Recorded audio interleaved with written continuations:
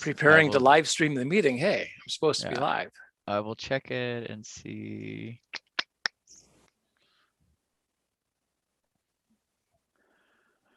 Not currently live on the YouTube. Okay. Well, not on the YouTube that you there it is. Yep. Oh, I think it's like just a picture of me though. Oh, let me look. What do I need? No, there we go. Is it, yeah, so but it how looks do like I it's do this? Oh, it switches back and forth. Oh, so it's voice activated?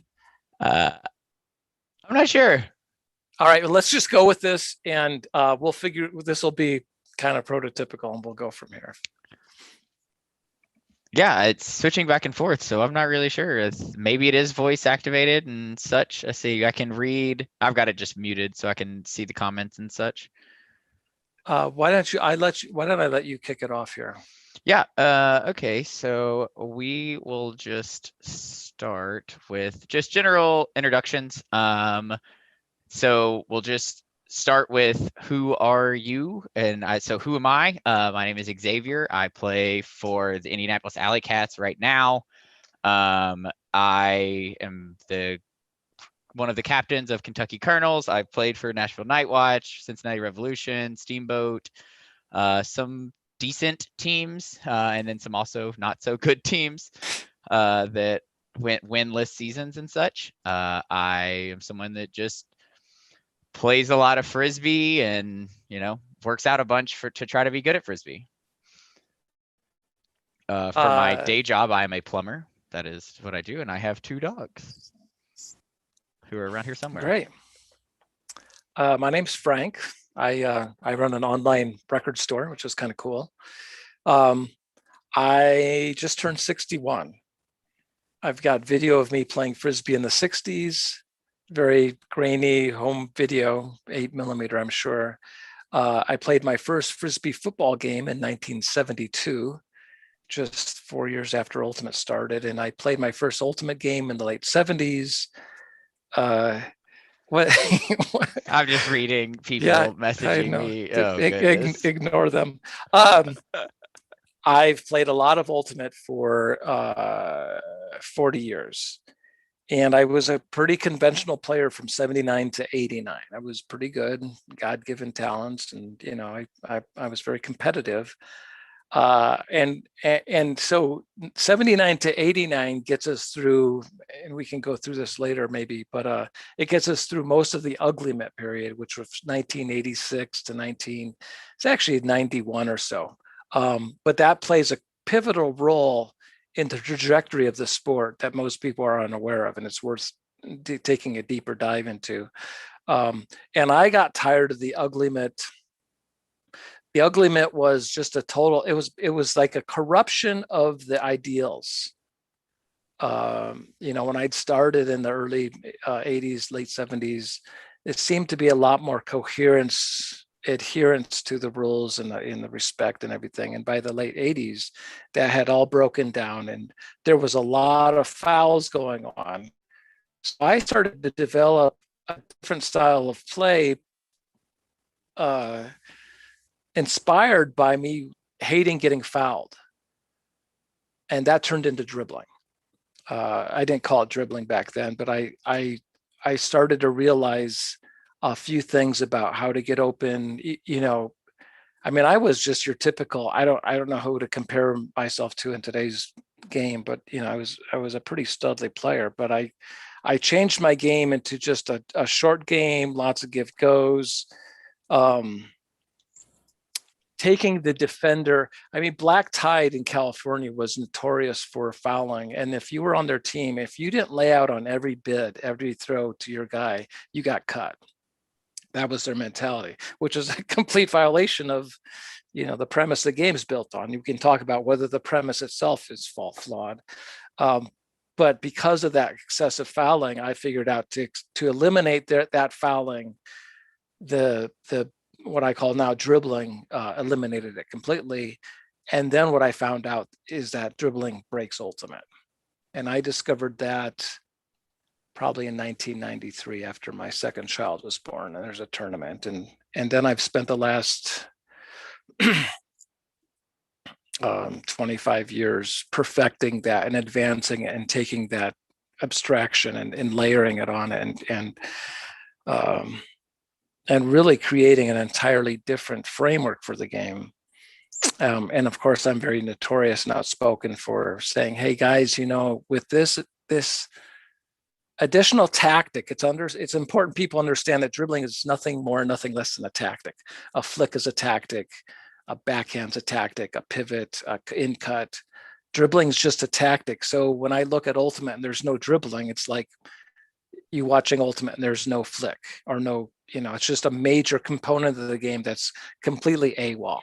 And so I've spent a long time trying to share what I know, and that's really all I want to do.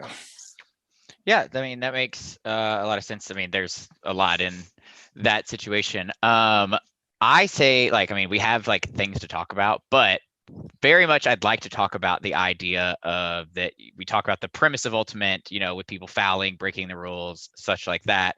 I know you're big about, travels, fouling, all of that stuff, because that's how this all started with you and I, is the fact that I traveled for sure. Like at the first beginning of it, I move forward because the refs tell us to in the AUDL. It's a little bit different, but the AUDL is a different dynamic. Like people foul on purpose in the AUDL. If you're off disc, there's never going to be a foul call. And so we are told, I tell people to foul people, like just be a bit, I mean, we don't call it fouling someone, we just say it's bodying up because it's not getting called, so it's not a foul. But in like your sense of, that would be abusing those rules.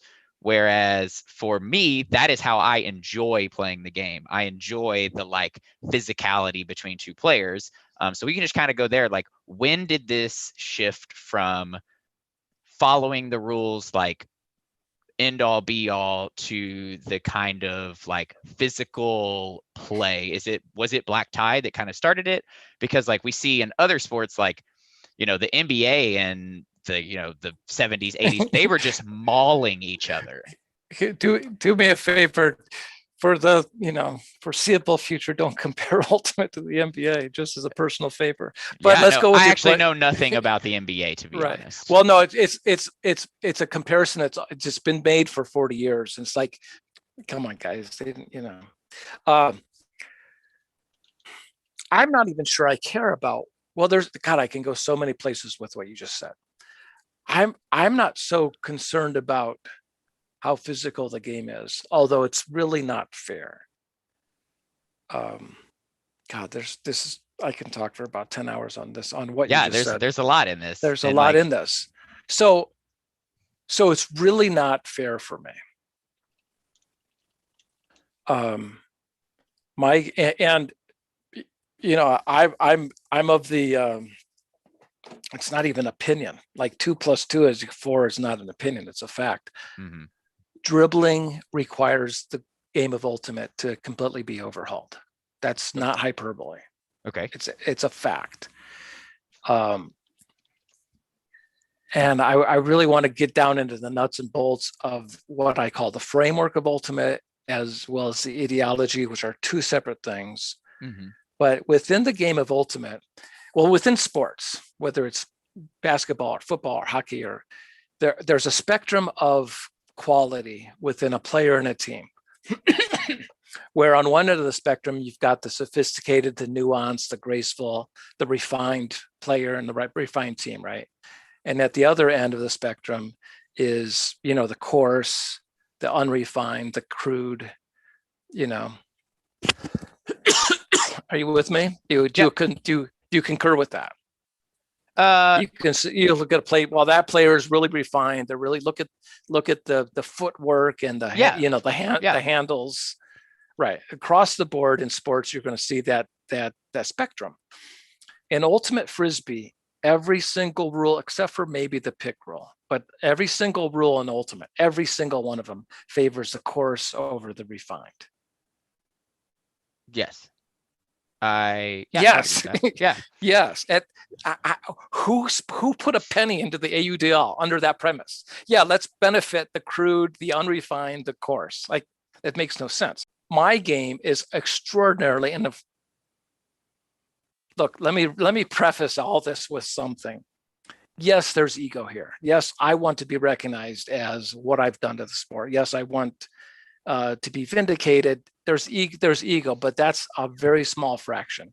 Mostly, this has been a passion of mine for 50 years. I want to share what I know. Mm-hmm. My game is extraordinarily refined. So in your version of the AUDL, and this is what I'm concerned about, if I am ever happy, if it ever happens that I'm coaching a team, the rules that you're playing under are really unfair towards my team. So I won't. It'll be. I'll still kick everybody's ass, but it won't be as glorious as it would be if the rules favored the refined as opposed to the coarse. That's one thing about the. That said, I don't necessarily mind where you guys are at in terms of physicality, as long as it doesn't take away from the refinement. I mean, the Frisbee, we all know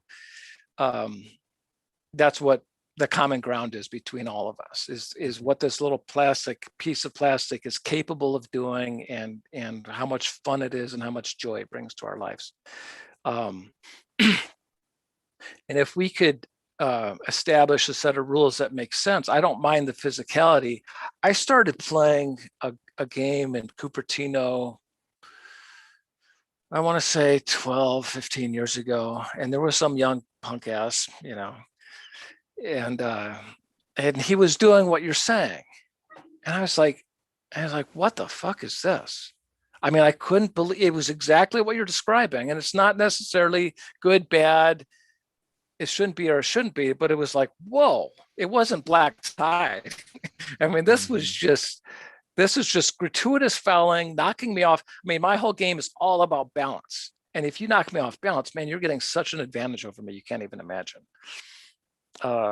So that was really the wake-up call for me that something dramatic had changed at the the core, the ideology of how the game was played. That's not what I was running into in the 80s. It wasn't just black tie. They were just they just exploited, when the game started to get corrupted, they were just part of it. It wasn't, I don't want to point fingers or anything. It was just my experience. I can credit them with my offense. That's more, I'm giving them credit. So, it's just, I've witnessed the complete, over 40 years, the complete deterioration of that. The traveling, it's not even that I'm a stickler for rules. It's like, you don't know, I want to coach you. Like, you don't know what it is that you're giving up by traveling, or how balance is everything. Triple threat is everything. Dribbling is everything. And if anybody's traveling, they can't do any of those things. Like, you're giving away so much power. There's so much leverage inside of dribbling and the triple threat that it's stupid to travel. It's just flat out stupid. You don't know what you're doing. And the worst part about the traveling thing is this. And again, there's some ego for sure. I'll own it. But I've been called for 2,000 travels over the last 10 or 15 years that were completely legitimate, that are moves no one else on the planet is capable of, anyone has ever seen. And I get called shit travels while all the rest of you guys are traveling all over the place. It's like, fuck. You guys did, like, this is insane. So it's definitely a pet peeve of mine. The other pet peeve is, in what you got caught in my crosshairs, is that every single fucking AUDL video, in the first 5 seconds, I'll say, why do you guys have on a highlight reel for a sport you guys want to go professional with, and someone's cheating? Every single highlight video. It's like, this is insanity. What are you guys doing? You want to go pro? You want dogs, and you want to stop the questions about dogs. Oh, is that the game with the dogs, or is that the game with the baskets? What I see, you guys want to put an end to that. Stop putting highlight reel clips of people cheating. What's wrong? Like, what's wrong with you? So that's sort of an entry, and we can dive deeper to any one of those things that you asked about. Yeah. I mean, yeah, there's a lot that goes into it, because, like, the way we play defense, like, we play a lot like South teams. South teams are extremely physical. They want to knock you off balance. And, like, we play like that. We taught it tonight at practice that when the person is making the cut, you are in the lane, and as soon as they get to you, you meet them with a body to knock them off of their line and then push them one way. Not like physically push, but like, No, little. I'm with you. I Yeah, think little. I think it's completely Bush. It's like, what do you know, who's driving the focus groups here? In other words, you're in the entertainment business. There's been, I've seen valuations on the ADL that make me laugh. I don't think they're worth a plug nickel right now, but you're in the entertainment business, and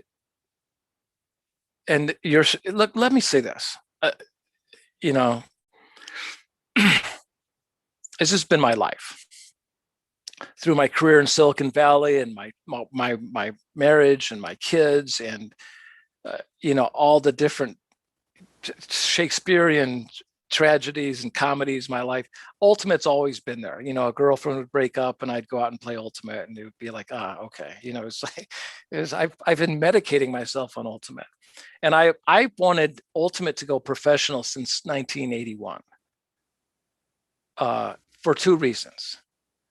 A, so they can fix these fucking rules, and B, so that players would be coachable, and that the game would flip the dichotomy right now in sports, where Ultimate's the only sport where players basically choose their coach. Makes no sense.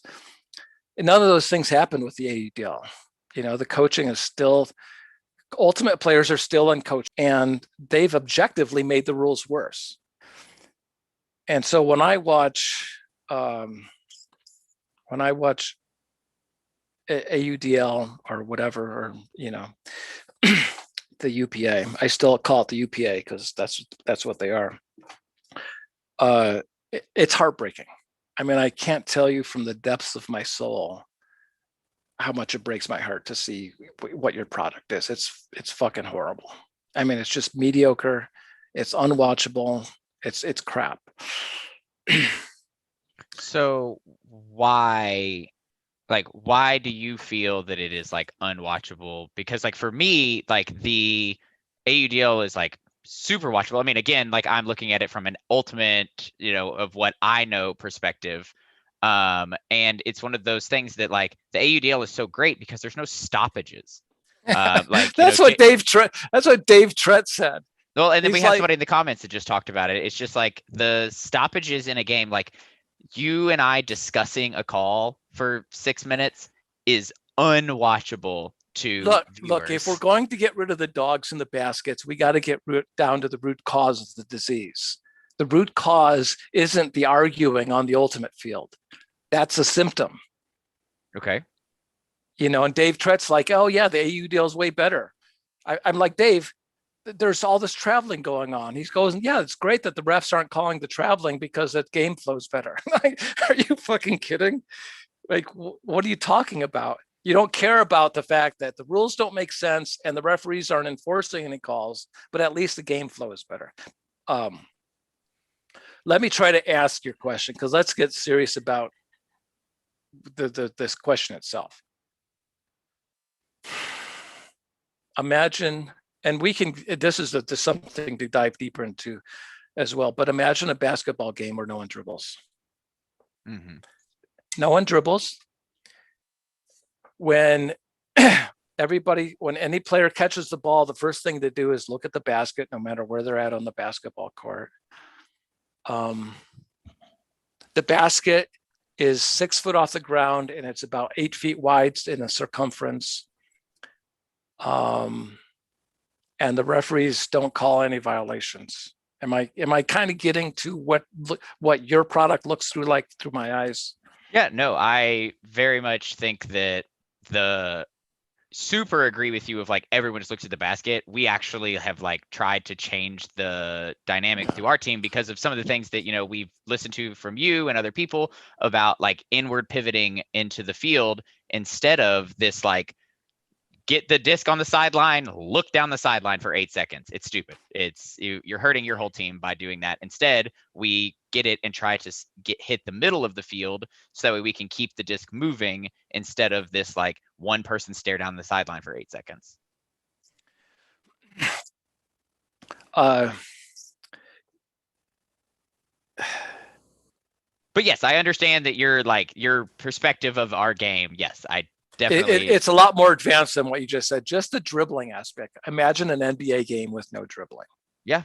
And then you did this, and then there's no, and again, in an NBA game, take as many steps as you need, and the refs aren't calling it, and on and on and on and on it goes.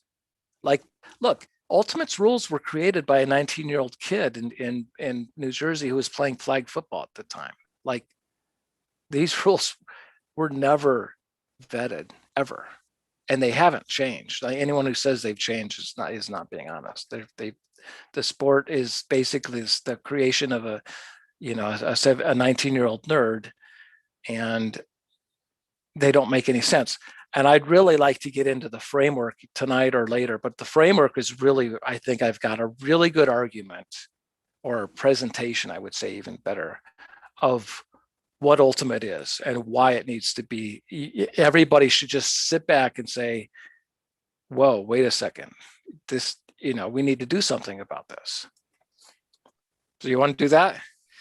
Yeah. Well, so we No, so I actually have a bunch of teammates that are asking what is dribbling, because they're listening in and they want to like understand what that is to like start with, because like that is what that is one of the aspects. So we just wanted to, is there a way you could like explain that in somewhat basic terms for the people at home? So when you think of dribbling, what sport do you think of? You think of soccer, right? Of course. Or you think of hockey, or lacrosse in the form of cradling, or field hockey. Oh yeah, and basketball. So the point is that in all sports, dribbling is a pervasive philosophy, or pervasive tactic, I guess, or it's a way of moving around the field with the game object. All right. Mm-hmm. So that's what dribbling is. It applies to all those sports. So it's nothing people haven't seen before. All right. So that's how I'm going to answer that. The unique part, and dribbling's completely legal in Ultimate, though. Thing that makes Ultimate unique in all of those sports where dribbling is pervasive, and is that in Ultimate, you need your teammates to collaborate with you to facilitate the movement of the player and the game object around the field. So if you look at, Dylan Freechild and John Nethercutt and some other people who are doing, this guy, Jack Williams, has got a few things.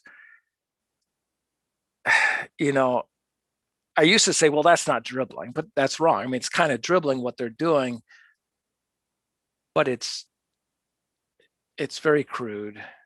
It's very, there's an intentionality in all those other sports. When someone's dribbling, there's an intentionality behind it, right? Mm-hmm. You look at Messi in soccer, and what is he accomplishing by dribbling? Or you look at Kyrie Irving, what's he accomplishing in a basketball game? Nobody in Ultimate, besides myself, and this is just a fact, has that intentionality. When I watched, all they're doing is a series of give and go moves, and there's no, based on what I can see, there's nothing about it that has that same intentionality behind it. What are they doing? What's Wayne Gretzky doing when he's dribbling around the hockey rink with a puck?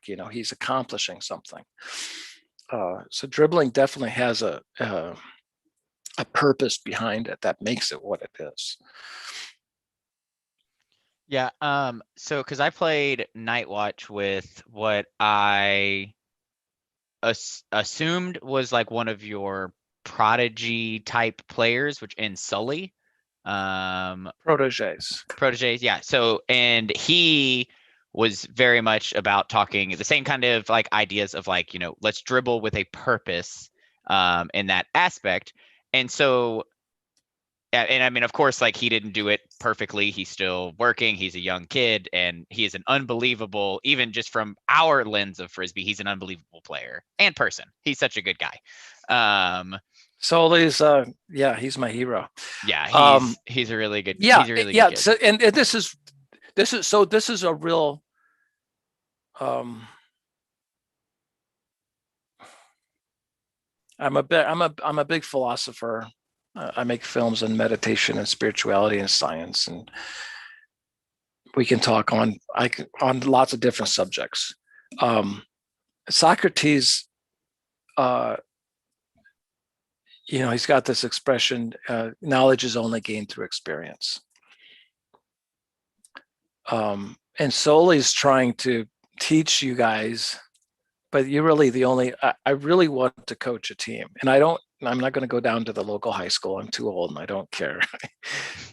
I want to coach a real team and teach the world what dribbling is, through teaching the players and kicking everybody's ass on the planet with this form of ultimate that's not only highly superior, it's 1,000 times more entertaining than the crap you guys have, flat out, straight up. It's very sophisticated and nuanced and gorgeous and graceful and beautiful and powerful and intelligent. I mean, you can start running legal pick and rolls, play action passes, high pick and rolls, screen and rolls. I mean, the kinds of things that you can do. It's like your guys aren't even playing checkers, and I'm playing 3-dimensional chess with dribbling. Like it opens, it doesn't add one more dimension, it adds a couple more dimensions to what you guys are doing, which is what I've been watching for 40 years. It's crap, it's not interesting, it's boring, and there's just so much more that the game has to offer. Like a Frisbee is the most incredible. Am I wrong? And there's this expression: when a ball dreams, it's a Frisbee.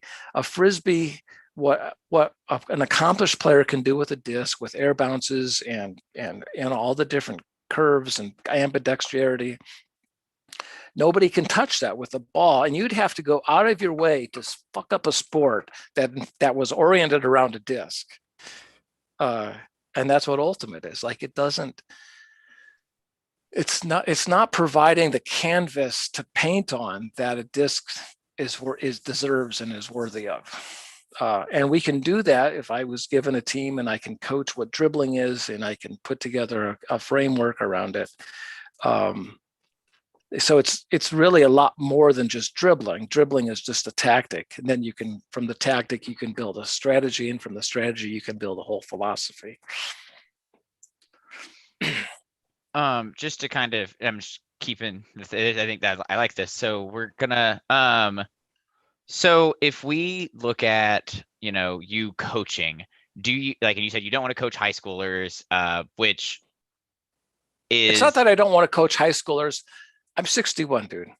Yeah. I don't know how much longer I have. I could have 30 more years. I could have 6 months. I went to a cardiologist last week, a pulmonologist a couple weeks ago. I'm not in the best shape. And I can't tell you to the depths of my soul how much I want to share what I know. I'm really not a big fan of the AUDL, but the AUDL offers something that I don't think the UPA does offer, and that could be wrong. But I think it provides, I don't know, what more structure. They may be more nimble. If I go out and kick everybody's ass, I think the AUDL can roll with it and say, you know what, we have to overhaul this game, because what Frank teaches is true, it's factual based, it's objective, and we need to overhaul this game. Whereas I don't think the UPA can react like that. So I just feel like my best chance at sharing what I know is coaching either a really good open team or an AUDL team. And that's kind of, I might be a little too stubborn. I had an experience here with App State University a few years ago that ended badly, but I had really good results. And I don't want to go through that again. Do you think, this is kind of like a more broad question of, do you feel that it would be easier to coach college kids that are a little more, as you would say, like, crude in they haven't learned anything, so it's a little bit easier to refine them, or club players or AUDL players that are more refined in our lens of Ultimate versus, yours, to where they would have to break down everything that they've learned to then have to relearn something else? Do you think it would be easier to do one way or the other? Do you think that AUDL players could even listen? Or are our What? egos too much of that? We're just like, no, we know better. What you've got, isn't going to work, kind of thing. Yeah, I get that from just about everybody, and I've gotten it for decades, and it's infuriating to say the least. When you know, like I know what I know. I know what it's like to be utterly unstoppable and to be able to do what I want, when I want, how I want, and you can't do anything to stop me. I know that for a fact against any player, any team.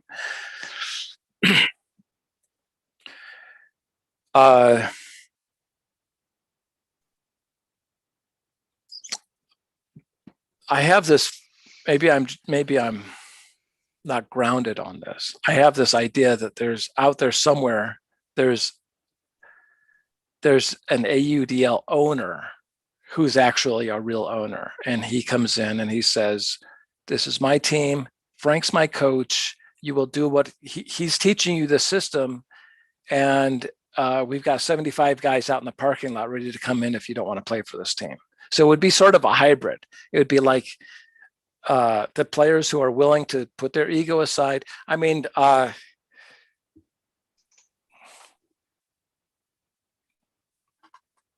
can't remember their names now. I think Kevin Lowry was one of them. You know who Kevin Lowry is? He's a coach. No, I don't know a whole lot of No, coaches. well, he was Michael Jordan's first coach. Oh, okay. And Michael Jordan's second coach, same thing. Nobody knows these guys. Doug Collins, people know about, but Phil Jackson came in, but he brought in Tex Winter. And Phil's like, we're going to run Texas offense. And he had to take Michael Jordan and say, Michael, you need to put your ego aside. We're going to run this offense and we're going to win a lot of championships. But in order for us to do this, you can't win championships by yourself. Tex is going to bring in the triangle post offense. We're going to run it. I'm going to coach, and this is how it's going to be. And so I would ask an owner that would bring me into the AUDL to give me that kind of latitude. And I could do this with any group of people, like you said, a college team or whatever. It would be incumbent, or it would be in a owner's best interest to do this. Give me the most athletic players he can give me, with, of course, the least amount of egos. But that's like going into a chef in a restaurant and looking for a chef without an ego. Does that make sense? I mean, yeah, that does make sense. That's a really good question you're asking. Yeah. And then, I mean, I just want to keep going on this. This is, I'm in. I enjoy this kind of conversation and like these like hypothetical situation and stuff like that. But like, who knows, may not be hypothetical one day. Does your style of offense, do you think that you would still beat teams even if it meant sacrificing the athletic players for people that would listen? Like, is there enough of a athletic gap that there's only so much you can overcome? So in the Bay Area, I split off. I just got tired of, in '89. I was like, you know what, screw this, and I went off in this direction. And I would pull players off the street, literally off the street. And within 2 weeks, having them play against Double Happiness or Tsunami, whoever the, national caliber team was, and dominate. I did that with a couple people at App State. I came into the first practice, and Maddie McDaniel, I guess his name was, I looked at this guy Cougs and Harrison. I was like, these guys are ballers. And Maddie's like, no, those are B team players. You know, I mean, he was so dismissive of his own teammates. He's Mhm. like, no, they're freshmen. They're just don't waste your time with them, Frank. I got 4 weeks with that team practicing, getting ready for a tournament down in Greer. The two best players in Greer, hands down, straight up, were Cougs and Harrison by a long shot.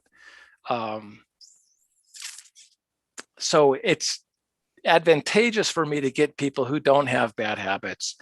I have really good ways of breaking people's bad habits. So I can do both.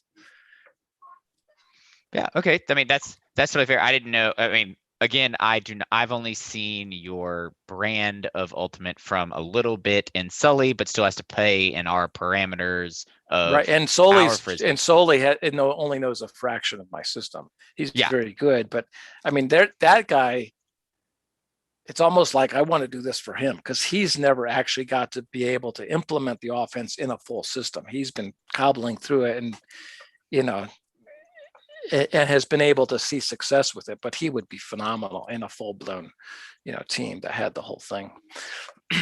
Yeah. Yeah.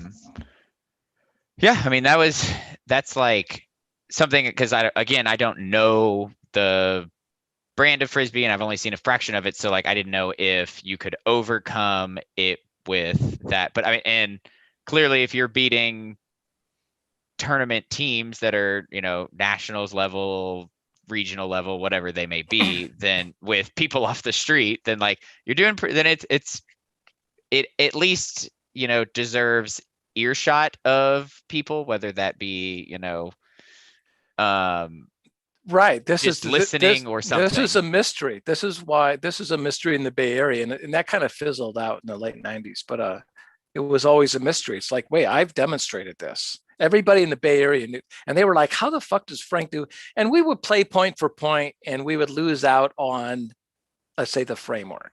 Mm-hmm. You know, would be bad calls or blah blah blah. But we were competitive and it didn't make sense to anybody. And the people who knew me and kind of knew what was happening with these off the street, they were just laughing because it was just like, there goes Frank again. He's, you know, he can take anybody and go play. But to me, you said something in the question itself, you know, which begs a response, which is that you guys, you know, if you're doing a laundry and you've got a lopsided load, you know, it's not very efficient, right? Mm-hmm. You guys are so fucking inefficient and you're so lopsided in your entire attack. Like the way when I'm looking, I'm like, man, there's completely lopsided. There's no balance in a spectrum of different things that can be off balance or on balance. That requires all this athleticism to compensate for how inefficient your offenses are. You know, so the gap when you said the athletic gap, it's like it's Not as more large because we don't use it it correctly. right. Yeah, that's a good way of saying it, right? Okay. Or I would just say it more. It's more like the imbalance gap is so huge. I could go in there with a bunch of you know, whatever, try to be a comedian, get myself in trouble. Yeah, we'll just we get it. Yeah. um learn my cue from Norm Macdonald. um so if I don't even know if you can do this is me just kind of like spitballing in this aspect. If you could just go to an AUDL team, a club team, whatever it may be, and say, if you all do this 1/2 things, it will change the way you play Frisbee. It will change your win rate, whatever you want to have it. Yeah. Is So there anything for the that? number one thing, this is the easiest thing anybody can do. You guys can do this starting tonight. Mm-hmm. On my on discoops.com, I've invented a replacement, an alternative for Ultimate called Discoops, which is a third generation derivative based off of Ultimate. Mm-hmm. So that has a lot of videos and a lot of my pages about dribbling and stuff. There's a page on there called Player Efficiency Ratio. Not ratio. Is it ratio? Something. PER. Maybe it's ratio.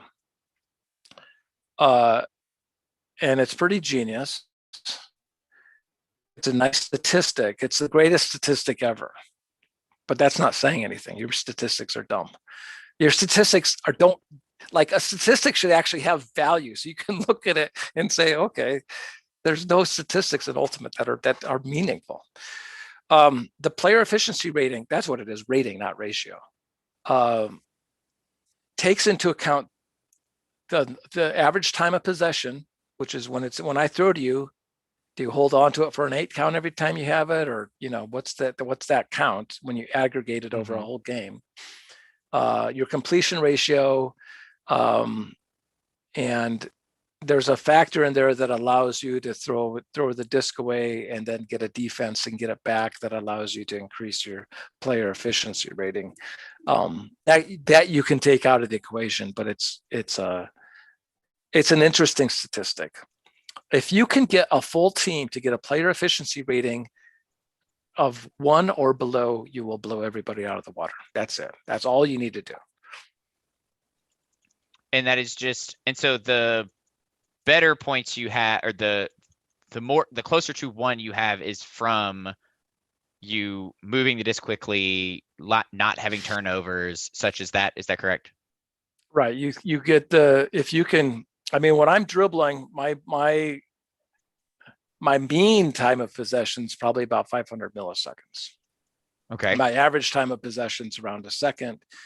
And I typically try to carry at least a 98% throwing percentage, which I usually do, which is off the charts and sort of incomprehensible. Oh, that's bullshit. He can't do that. Well, no, if you're doing it in the system, it's easy. It's sort of like in my motion offense, dribbling, triple threat offense, the more pressure and leverage you apply by being in balance, being efficient, the more softer the defense gets. The more softer the defense gets, the more you pound them. It's sort of like football, where you establish a running game to create the throwing game. So dribbling's like establishing the running game. It just pounds the defense into submission. You guys won't be fouling me. It would be stupid to foul me the way you're fouling me, because I'll kick your ass because of it. Like it's kind of like martial arts, where I'm taking your over aggressiveness and using it against you. Yeah, you don't want to do that. So you talked about that when you will just kind of essentially wear down teams. Is that physically, that the fact that the offense is so efficient and the players are being so efficient? No, it's mentally. No. That's a good, yeah. So there's I have this thing, it's on there somewhere, some video, but to me there's 5 levels of enlightenment. Of what, so like those Jack Williams and Dylan and Nutt, they're at the first level right now. So they're kind of, they're sort of dribbling, but they don't know what they're doing. And the step 2 is being cognizant, being awareness of what they're achieving. How much space did I just put on the guy behind me, my marker? How much can I give that back? How much am I going to, in my head, visualize what's going on and then exploit that separation? And then the third phase is implementing what knowledge you've gained on the second stage. And I forget the 4th stage, but the 5th stage is the mental advantage, where you know that they know that that you can do whatever you want, when you want, how you want. When you're marking me, ask Solly. You just talked about Solly. Solly's guarded Jack Williams. He's guarded Nethercutt. He's guarded Felon Free Chart. Ask Solly who the hardest guy in the world to cover is. Those 3 guys, or a 58-year-old Frank Huguenard. He'll tell you straight up, it's me.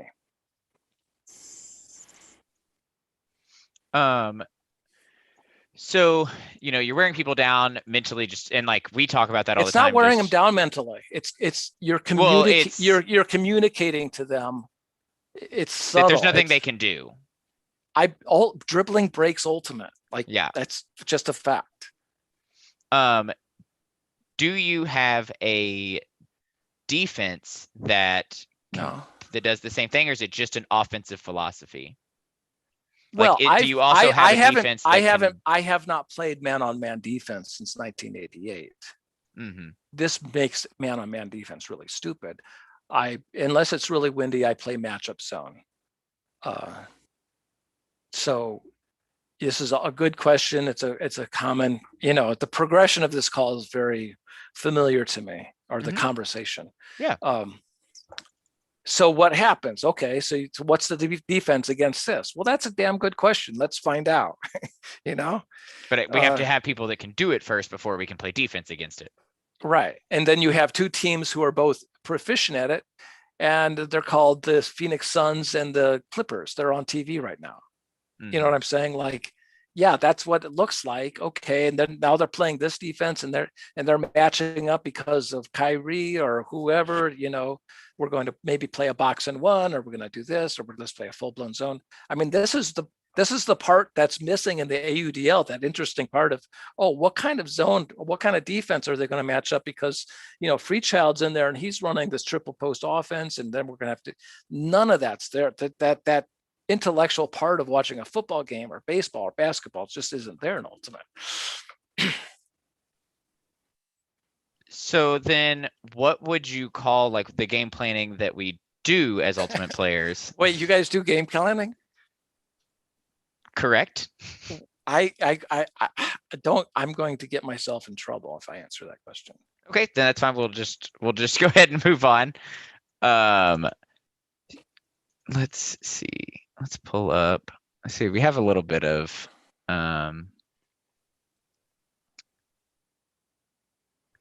So we talked about the player proficiency and that we can start doing that now. And you say, is that on the website that you had where we can, on the Discoops website?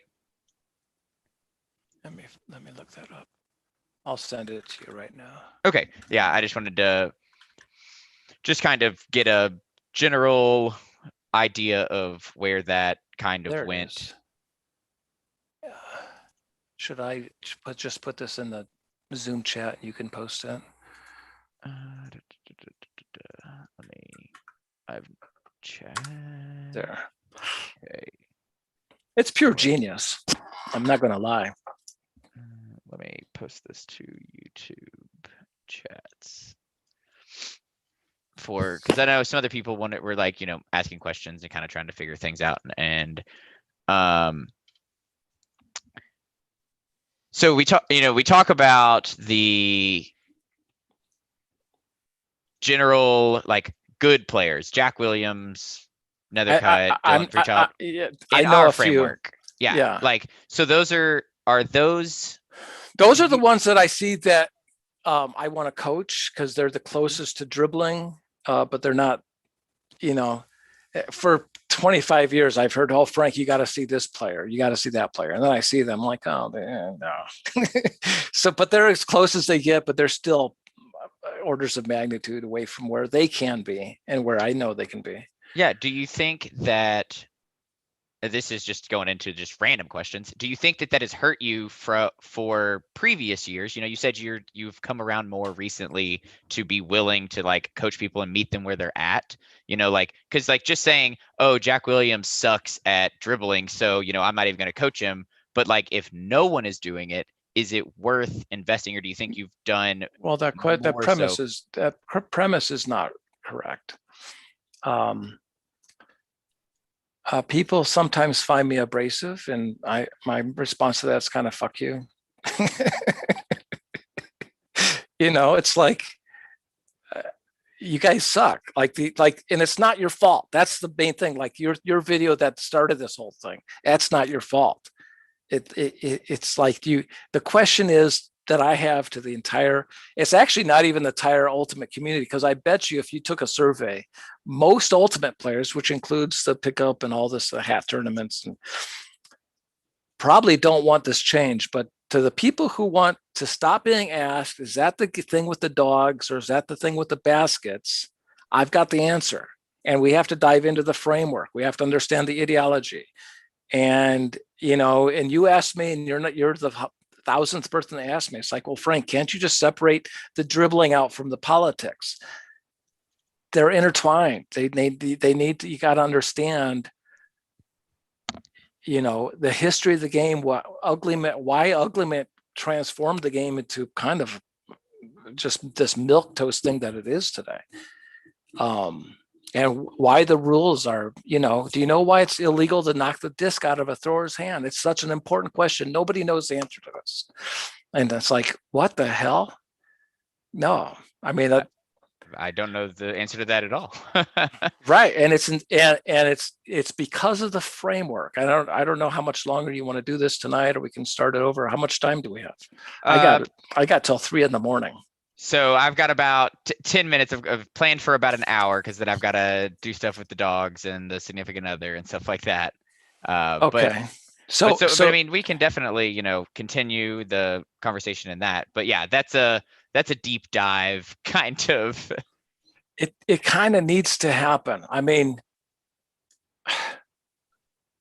I don't know. I've been waiting for a quarter of a century to get the phone call. You know what I'm saying? Mm-hmm. It's like, who out there is going to say my team sucks so bad, I'm willing to take a flyer on this guy because I can't argue with a single thing he says. He makes a lot of sense.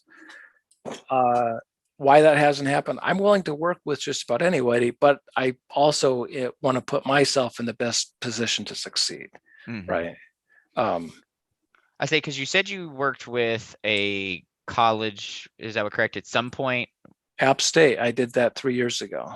Okay. And then was it just like personnel issue, or? No, I had met them on an ongoing business. I had approached them. I said, "Hey, look, I'm there in Boone, where I live, Boone, North mm-hmm. Carolina." Yeah. And Solly actually came to one of the meetings, and I approached them. We had this big meeting, and this guy Benj Thompson was just the 10,000th mediocre player I've played with in my life who thinks he's good. At the first meeting, he's like, "Well, if this is so good, why isn't anybody doing it?" And I said, "Well, because some motherfucking punk ass bitch always thinks he knows better than me." Because it's how it is. It's like Benj, the guy, he's unbelievably horrible. And here he is, here I am in the juxtaposition here.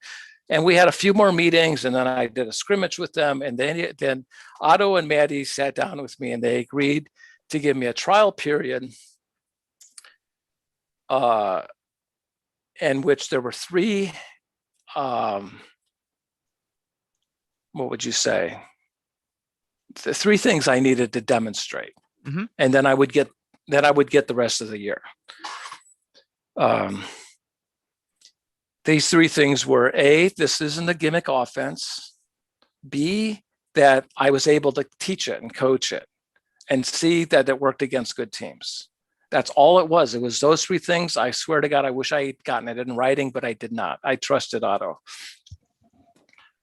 So we proceeded. We did this. We had 3 weeks up until Christmas, and then we had another week, and then we went down to Greer, South Carolina. I've got video because Luke Johnson was there with his drone and got some nice footage. Mm-hmm. It's not something I would put online and say this is my offense, because it wasn't. It was 4 weeks with step 1. Not even that. Step 1 would have been cutting bench. Like, how can I coach when I've got people who are subversive on the team, like just flat out subverting what I'm trying to accomplish. Mm-hmm. But yeah, it was step 1. It was definitely proof of concept. The team that we beat from Georgia they were blown away. I mean, they were just like, "What the fuck is this?" I mean, we just crushed them. And they had Maddie had forced a player. They went to the UPA and said, "Hey, we got this guy, Aiden something. He's from the local community college. Can he play on our team?" They said no. They didn't tell me that. They made me play this mediocre player while I'm on a double secret probation or it's a job interview or whatever. I've got to achieve some success. They forced me to play an incompetent player who's been told by the UPA he can't play in their team. Mm-hmm. So we get back, and Maddie and Otto sit down with me. They're saying, Frank, this isn't going to work. I'm like, well, what the fuck? It's not a gimmick offense. I proved I can teach it, and it works against good teams. Well, the players just don't respect you.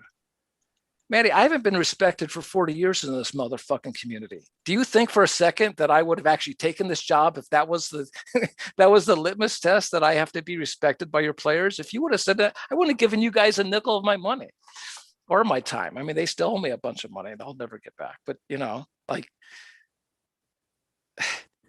I mean, it was heartbreaking because I knew I blew away my own expectations of what I could do in 4 weeks with those guys. It was extraordinary. What especially the Cougs and the Harrisons of the team that were just extraordinarily. I mean, both of them had a player efficiency rating of higher than a 1. They were just amazing.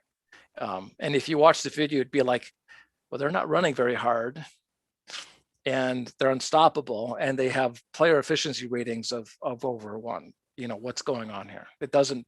Most of what a player will learn from running my offense is everything they think they know to be true about Ultimate is wrong.